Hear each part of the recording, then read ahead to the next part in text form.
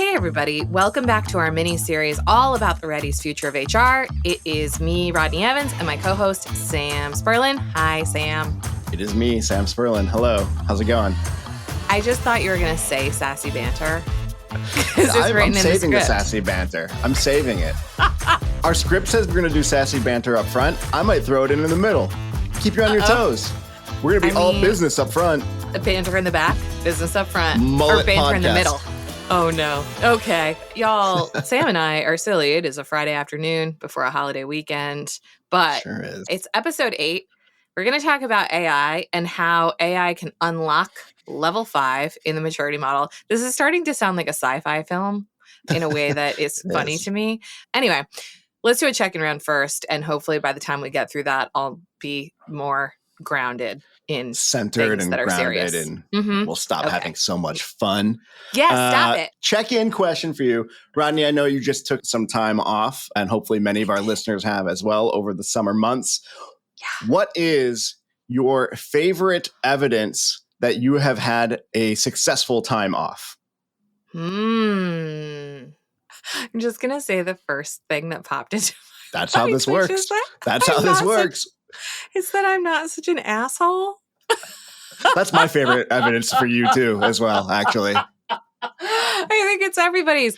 I don't know. I just feel like I was away for almost a month and I did a lot of work the first week, but after that, I really didn't. And I just find when I have that much space from work, I come back and I feel like quite patient and quite relaxed and spacious and chill. And so even my internal thoughts are more generous. Like I just generally feel calm and happy and appreciative. And, you know, I'm trying to hang on to that for as long as possible before I turn back into the monster that you love so much. How long do I have? I don't know, man. But this year I'm serious about it. And I'm really making some life changes to stay vacation Rodney, which is also my actual personality, back at work. So forever is the answer, Sam. Cool. Forever I'm going to be like that. I'll hold you to that. I can't wait. What about you? How do you know My it's been a banger? I love how like thoughtful and real your answer was, because here's my stupid answer. I'm thinking like, this is how I know I've had a good weekend, is that... You know what Touch ID is on your computer, where you use your fingerprint to like log in? Yeah, Sam, I am a grown-up woman with a laptop. I wasn't sure how new your laptop was. Oh my God. I feel like you're like, have you ever heard of an iPhone? So I thought you were going to stop being an asshole. What happened? You lasted 45 seconds. But I don't feel mad about it. Oh. It's about your experience. I got you. Yeah, exactly. Well, this is not about you. This is about my experience of the interaction. Anyway, my Touch ID, when I go to log in on Monday, it's like, yo, you need to type in your password. It's been too long since I've seen you. And I'm like, yes, it is too long since you've seen me. You don't know my fingerprint anymore. I will type in my password. And bonus points for me if I have to like sit for a second and be like, password. What is password? It? Yes, got it. And then I type it in. That's how I know I've had a decent like short time off. Okay. That makes me a little bit sad for you. But you know what? The point of this is not to judge each other's answers. The point of this is that you need longer vacations. We should do an Oops All Check-ins episode someday. You know, like the Captain Crunch cereal? It was like all crunch berries, all check-ins. Oh, all check-ins. Yeah, that would be like a user manual to meet episode live. Yeah. But with just check-in questions. Yeah. Yeah. That's fun. I like that idea. Put it on the old back burner. Okay, I'll kick us off. But I'm probably about to kick us off in a way that you weren't necessarily expecting. But I just wanted to throw this out here because I've been reading and imbibing lots of AI material for the last many months. And I am allergic to the certainty at which everybody is talking about AI right now, especially people who have things to sell you. So can we just kind of like lay it out that like, yeah, we're going to talk about AI, but we're kind of figuring it out along with everybody else. And nobody has like the super clear view of what's going to happen with AI and how it's going to develop and how it's going to affect things. So let's not pretend that we have that crystal clear view either. I love that. I'm 100% on board. And just to add 2 notes to what you just said, AI has given me two massive realizations that have very little to do with our work. One, the news cycle, and particularly platforms like X, reward the hottest of hot takes and the most certain of hot takes.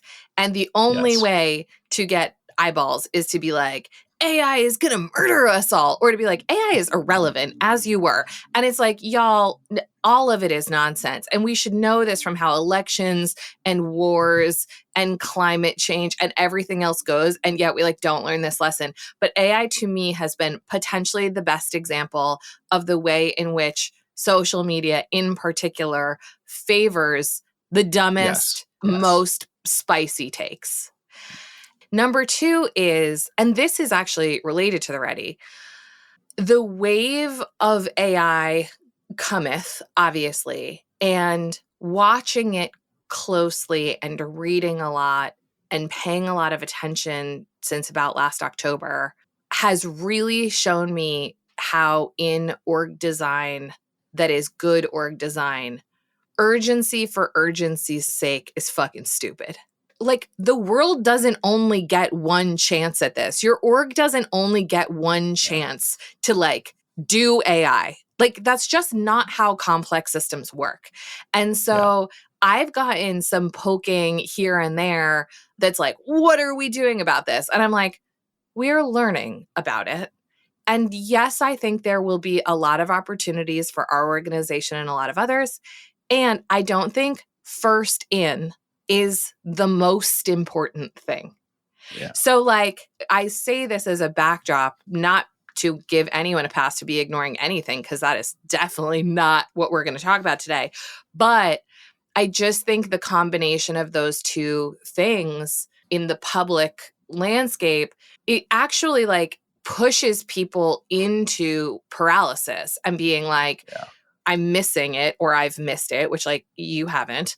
And it's all or nothing, which it isn't. And so today we're going to have a more nuanced conversation about what's in between. I agree with all of that. And the only place where I think urgency is probably more allowed is for those very small handful of organizations that are maneuvering to be kind of that platform level foundational technology that other things are going to get built on top of. And that is not the vast majority of people and organizations. And it's definitely not us. And there's actually downside to picking a winner too early in that race. And then suddenly your Betamax instead of VHS wins, or whatever kind of format war you want to look at from the past. So I think there is benefit from being patient while understanding the forces and the dynamics that are going to be coming into play and are in play, so that when it actually makes sense and the market has matured a little bit more, you have a plan. You've already built some chops to go do a thing. I totally agree.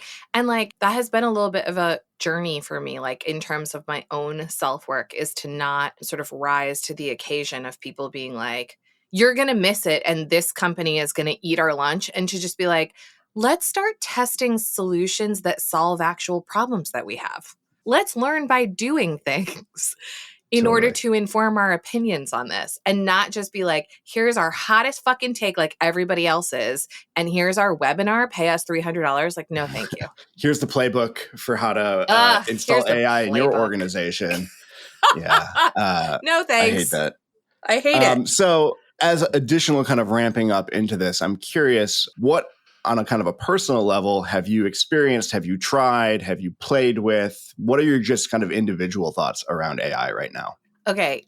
Can I tell you my AI use case that is my most favorite thing to use it for? Yes. It has nothing to do with work. Yeah. I use it constantly for dream interpretation. Because like, obviously dream dictionaries are analog and not that useful. Searching for dream stuff on the internet, like, first of all, the websites are pretty wonky. Second of all, you can imagine you basically have to use the content that's out there to define a bunch of terms and then string together a narrative on your own based on defining through a variety of websites, like, well, what do snakes mean? And what does the color green mean? And what does darkness mean? Whatever.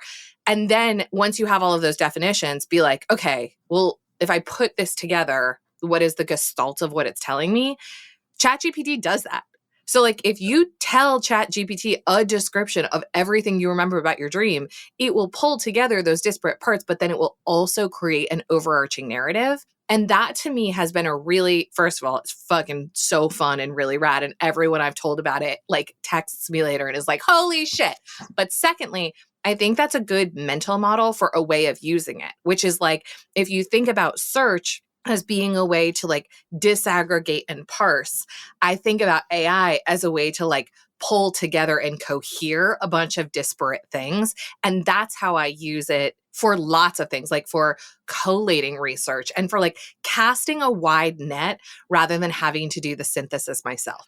Yeah. What I love about that use case is that dream interpretation doesn't have one right answer, right? So we all know one of the problems with AI right now is that they love to make shit up. Like So an much. AI will just be so confident, like a little kid be like, yeah, this is the answer. And it's not. So I worry sometimes when I see people using ChatGPT or any of the other chat AIs as like a Google replacement, because it will just hallucinate things. But for something like that, where you are trying to synthesize a bunch of things and there's not one right answer, and it's really about stimulating your own thinking about a thing, that's a pretty cool use. Yeah.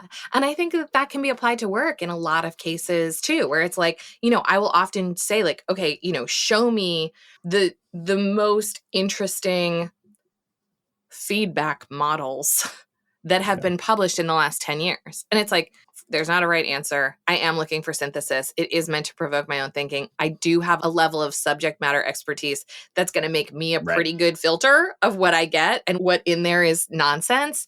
But yeah, that's sort of the loop I'm in. I would love to hear your answer to your own question too. Yeah, it's actually, I think, similar-ish. So primarily interacting with ChatGPT and not some of the other chat bots. I've done a little bit with the image generation, specifically Midjourney.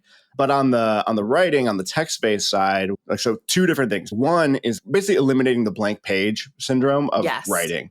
Like, just give me some high-level things to think about as it relates to this topic. Just to like start giving me some structure and something to start riffing with. That has been interesting. And then the other thing has been kind of the other side of it. Like, all right, here's a thing that I know a lot about. I'm going to give you a lot of context. Like, what am I missing from this? And sometimes it does surface things that I've missed. And then the example that your example made me think of is something I just did a couple of days ago. Like I was playing with this idea of the law of requisite variety called Ashby's law, which comes from cybernetics. It has org design applications. So I was just like, hey, apply the law of requisite variety to organization design. I had to do a couple iterations on that. And then I guess straight up didn't really know if I had an answer to, well, what if you apply it to this other thing that I've been thinking about around personal development and the idea of kind of like complex personal development, and like, is there a connection between law of requisite variety and this other thing? And it came up with some stuff that I thought was actually quite good, and now gives me some rabbit trails to go down that I don't know that I necessarily would have on my own. So it's not like I'm just taking it like, oh, ChatGPT said it's true, but it got me thinking in a new way, or helped me see connections between two things that I didn't know were actually connected. Yeah, it is like a really good brainstorming partner. Yeah. In ChatGPT now, you can give it like a persistent description, or I don't know what their exact phraseology around it, but basically you can give it directions that it will just keep permanent all the time. So it knows that I work for a company called the Ready that does, organization design, boutique consultancy. It knows kind of I want relatively short answers. And I told it to act like a curious and competent colleague. So it has started asking me follow-up questions on the ends of things that it gives me. And it like is legit kind of helpful. That's amazing. I love that. Yeah. Okay, cool. I feel like now we're in I wanted to get us like centered, and I wanted to better understand kind of like what your AI experience has been so far. So now I think we can like dive into some like org stuff, HR, maturity model thinking. Let's do it. Where do you want to start? I mean, I guess we're on level 5, right? Or level 4? Yeah. Level 5? Level 5, man. But are we going to wait until level 5 to be experimenting with AI, Sam? Oh yeah, you have to wait till level 5 because you can't do anything with AI until you officially get the certificate from the Ready about being level 5 ready, and then we give that to you, and then you're allowed to start researching AI. Someday we should have a certificate for something. Probably should. we should. I No, want one. all that said, everything I just said right there was utter horseshit. Totally. What you should do is now be thinking about AI, and not even just thinking about AI, but experimenting with AI. Everything you and I just talked about were personal experiments we're running on the tool to like just better understand what is this thing even good for. Like if someone hands you a hammer for the first time, like you could analyze it forever, or you can just like, go start hitting stuff. Totally. I think this is, you know, we now have had a few hundred of you take the assessment. The vast majority of orgs are sitting around level 2, which is no surprise to us. The second most are in level 1. So the idea here is to move from level 1 or level 2 to level 3, which is where we start experimenting with MBTs and separating out persistent work and putting that into a platform. And I have been talking to folks about the fact that an MBT is a wonderful container to do some AI experimentation, because a lot of the very quick roadblocks to AI are, you know, someone, for example, in HR saying, I'm interested in testing a tool that might have a predictive hiring capability, or that might be able to aggregate LinkedIn search in a different way, or whatever. And then immediately it's like, I don't know about tech. Like, I don't know if IT will let us do that, and security and blah, blah, blah. And so it's like, there is no way to experiment with this very, very nascent technology in an organization without doing it cross-functionally. There just isn't. So it's a great place to do a tightly scoped mission to explore and test and learn from a tool that solves a real problem for you.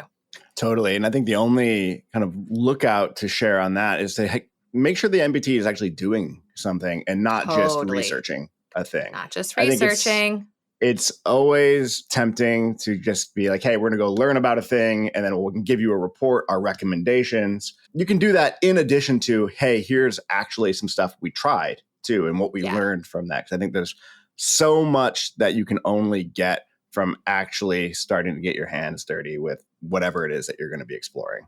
I totally agree. And it doesn't have to be a standalone MBT, right? Like if we're running an MBT that is about a new approach to performance management that we want to try this quarter, or a new approach to feedback, like we can be using AI for a lot of the things that you and I have already talked about in this episode. I used it very recently. Will and I were creating a skills matrix for the Ready, and we fed it like tons of information, and it solved the blank page problem for us.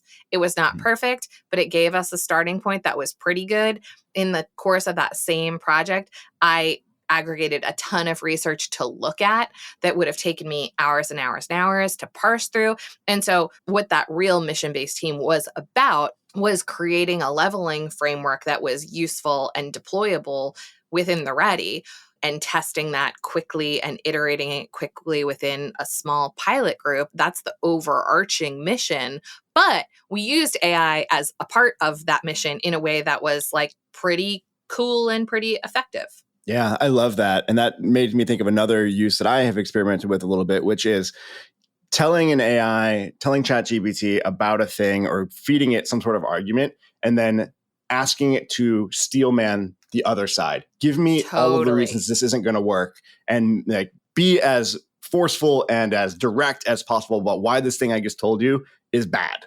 And then that is super valuable when you're trying to figure out, you know, what is it that we're doing here, and is this actually any good? Yeah, absolutely. I'm assuming that a lot of people listening have done some of their own experimentation, but just in case you haven't, the thing that is, to me, even at this moment, really revolutionary is the fact that you can be in a conversation with this tool. It's not like other situations where even if you were able to Google a framework, which is, you know, that falls apart pretty quickly, but even if you were able to, you can't look at it and go, oh shit, I forgot facilitation is one of the skills that should be on here. Add facilitation. That is the beauty of this thing, is that you can be in an ongoing iteration where you're asking for generation, but then you're doing refinement and being like, now collapse it to 3 levels. Now make it 10 levels. Now tell me what this is like. Now add this thing. Now put it against market comp. And like, that's the magic, is like being in the back and forth. And it does not require any technical ability, which is, I think, one of the huge things here, because I don't have much. people, you know what a Touch ID button is, though. So I should give you more credit. Give me a certificate. The reason I bring that up is because people have been pointing to this AI moment, then comparing it, at least in the HR space, to like the creation of like relational databases. So like that was a big deal when those were invented and became a thing and became, you know, huge pieces of software that we use in organizations now. But if you weren't technical, you weren't going to like go play with a relational database, or even before that. So early days of the internet, people are comparing like, oh, this AI moment is like the beginning of the internet. Only super nerds were ones playing with the internet in 1994 or earlier. And that is not the case right now. All you have to do is go log in, make an account, and start typing to an AI, and you can start interacting with it. So if there's anybody out there who has been reticent to start experimenting because they think they don't know how to get started, I promise you there is no technical expertise needed to start playing with it now. I feel like something I've been thinking a lot about is that because we're humans and our capacity for knowing is finite and our desire for sense making and storytelling is massive, that particularly in the complex systems we work in, but certainly as the world turns faster and there's increasing complexity, like the limitations and the natural output of the fact that we are human beings steering a thing is the simplification and like the synthesis of what's going on. So it's like a survival mechanism almost. Exactly. Like in an example like the one that you gave, and we say this in companies all the time, it's like you go to your board meeting as the C-suite, and for the quarter, you put together a PowerPoint deck that has bullet points with sub-bullet points to explain what has happened. But it's very limited by human cognition and understanding and data and everything else. And I just think that there's a world coming where we won't have to do that, and where we could just know a lot more and have a lot more richness without actually having to personally sense make and understand and dig into minutia. Yeah, I completely agree. And the thing that is going to be a bit, the word I want to use is mindfuck, but I'm going to say another one just in case we don't want to use that one. Okay. The thing that is going to be hard to wrap our minds around is that some early AI research was really focused on giving AIs games to figure out. So Go, chess, StarCraft, which is near and dear to my heart. You give an AI a game because games have clear rules, and you can tell like whether or not you're like winning the game or learning the game. And one of the things that happened pretty quickly, I think across all of these games, is that, first of all, it very quickly became very good at most games. And then second, it would make moves that seemed stupid, seemed wrong. But inevitably, they would like end up developing the game and they would win. So the reason they seemed stupid is that it was not using it kind of human constructs, human principles for how to play the game. It was really from first principles figuring out how to play the game. Well, what is that going to look like or feel like in our organizations when AI start doing things or telling us things that don't necessarily jive with our interpretation of it? One of those knock-on effects, I think that's going to be very interesting to figure out. Do you trust the AI because it obviously is like making sense of the information in a way that is just beyond human comprehension? Or is it actually the AI is kind of like going off track? I don't know how you necessarily figure that out. Is that going to be like a skill that people are going to be able to develop in the future? 100 years from now, every organization has like the AI like sense maker, and it's like very close with the AI. It's like it becomes like an oracle. That's weird. Oh, I just freaked my own brain out. Well, to me, what you're describing is just fodder for experimentation. Yeah. So right now, when it's like we have a talent gap and we need to upskill in our organization, the limitation of our imagination is like, okay, well, we could hire some new people. We could teach some people some stuff. We could guess what those skills are. In a world that you're describing, it's like maybe the counterintuitive move is that everyone like does a headstand for 5 minutes a day, because ultimately that increases oxygen to the brain and it makes us more capable of problem solving. I don't know. But like, I think it's interesting to be able to run even more counterintuitive, radical, not obviously correlated experiments in the future that are inspired by something, not just like completely random. And that just then makes the argument for why the stuff that we're dealing with today and helping organizations with today about being comfortable with experimentation and just building that as a muscle that we have and get stronger all the time, so that in that future, it's just like, okay, yeah, fine. We've got a new inspiration for some experiments to run, and it happens to be coming from an AI. Great. Who cares? Totally. Who cares? It's like over time, hopefully, just like right now, often when we are going to talk about a new return to office policy, for example, it's like you have an opinion, the custodian has an opinion, the CEO has an opinion, and then we're going to look at the internet and see what 10 other companies are doing. Hopefully, this is just like a much larger data set to add into the soup of possible experiments to run. Yeah. So I want to talk just in a more like grounded way about really the move from level 4 to level 5. So level 4 being the talent marketplace. We've talked about talent marketplaces a lot on this show, and they're the future. Side note, y'all, some of you are not ready for this, but this is happening. It's happening. So strap in. Let's talk about how we see AI, and I would just say tooling broadly, but certainly, intelligent tooling impacting and affecting things like talent marketplaces. Yeah. So I think this is actually a good place to talk about a thing that I was hoping we would get to, which is I'm wondering if we are over-indexing on the chat interface to understand AI. Because that's what is popular and has kind of popped right now. Yeah. So when I think about talent marketplace and AI, I don't think about a chat interface at all.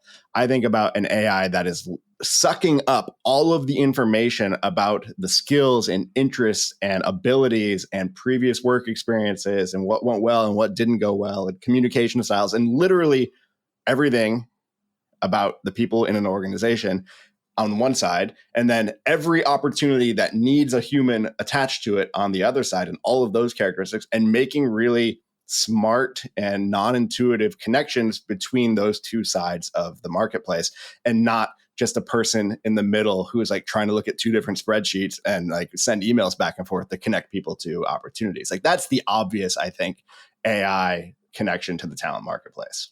Yes, agreed. I would add 2 pinches of spice to that soup. One is when you talk about all of the information that's being sucked up, I think it's easy for people's minds to think about existing technology rather than AI that is listening to Zoom calls, Slack channels, Teams, email, and is garnering and gaining a lot of the information about how you shoot, move, and communicate without there being explicit quote unquote data captured in a system meant for that purpose. So like there is a holistic view coming that is not so influenceable that actually tells me who I am and how I'm perceived and what I'm good at, and like helps me sort of orient myself inside of my organization. So I just wanted to like add that bit, because I think it's very easy to be like, oh yeah, it'll like process what's in like our talent systems and our HRIS and whatever, but like think much, much more broadly than that. Yeah. Think about like I guess the analogy that's coming to mind for me is that in the course of doing work, we're creating a lot of, as of right now, useless exhaust. Conversations going off into the ether, text messages or whatever. Like we're just creating a bunch of data that's so far doing nothing. That's the stuff that you're talking about. The things that are just kind of off put in the course of doing work. Yeah. Which I mean, 100%. Obviously has like privacy and ethical and lots of various implications that we're just figuring out. Totally. And the other thing is, I think this is where a lot of the concepts that we've talked about on this show in the past over the years about the permeability of organizations comes into play. So everything that you said about like the opportunities and the matching and the forecasting of what is going to be needed, et cetera, I think that in an AI augmented world, that will extend outside of our organization to be able to identify where those skills and capabilities and styles and time and et cetera exist outside of our organization, quote unquote organization. Like I fundamentally think that this shift is going to accelerate the knowledge and idea that organizations as a construct are just constructs. But my point is the talent marketplace will not be ultimately constrained by the walls of our company. It will be just like it is now when I say to the Ready, we need an instructional designer. Anybody know how to do that? Right. And everybody goes, no. And then it's like, cool, should we get a consultant? Should we hire a partner? Should we go on Upwork? I don't fucking know. Like AI will be able to do that work in just a much, much better way than we do it now. So like, I think on the one hand, everything will become much more atomized where it's not like, I need this person. It will be like, I need this piece of work or this kind of experience or this specific moment. And on the other side, there will not be containment inside of people, roles, organizations, et cetera. Like just a lot of those human-made boundaries will be brought down, which is just sort of an inversion of how things work right now, which is like monolithic jobs in monolithic orgs. It's just like an unbundling and an atomization that we can't do now because of our little human brains. Do you think that ultimately ends up being a net positive or net negative for human beings? I have no idea, man. I mean, my guess is net positive. I mean, play this back for me in 2 years and we'll talk about it. But I think two things. One is I know that is where the world has been headed for a long time. And a lot of the explicit boundaries around organizations and humans are based on our legal and capital structures, but don't really serve people. It's like we have to stay in these constructs because that's how we like comply with laws and pay taxes and get benefits. But like, that's not really how work works and value gets created. So like in a world where we don't have to do that, that makes a lot more sense to me. And just drawing inspo from like the DAO arc that we were on, the amount of opportunity that unlocks for people in all different parts of the world with all different kinds of access to education, et cetera, I think could be like pretty revolutionary. And so obviously there are going to be like some real challenges and downsides to all of this, I would imagine. But I just feel like the DAO thing was like 0.1% of what we're talking about here, but you still saw people have access to opportunity and to be able to contribute who just like never would have otherwise. That makes sense. What do you think, Sam? What do you think about all that noise? Well, first of all, I think that our current system is not particularly great for humans anyway. So let's not over-index on keeping this amazing situation. Fair. Second, I think a lot of the anxiety around AI and automation and what that could mean is because people are looking at the application of AI into industrial era OS organizations, because that's what most people know. And they can see the writing on the wall. These organizations generally see people as cost. And if there's ways to get rid of the people, then they're going to do it. And I think there's lots of other things going on there where AI being applied to industrial era OSs is just going to be bad in lots of different ways, including bad for the organization, I think. I think an industrial era OS applying AI is going to go faster into irrelevance. What I'm excited about is applying AI into evolutionary organizations that are already trying to act like a network, like a truly complex adaptive system, and are actually being let down by our lack of tooling.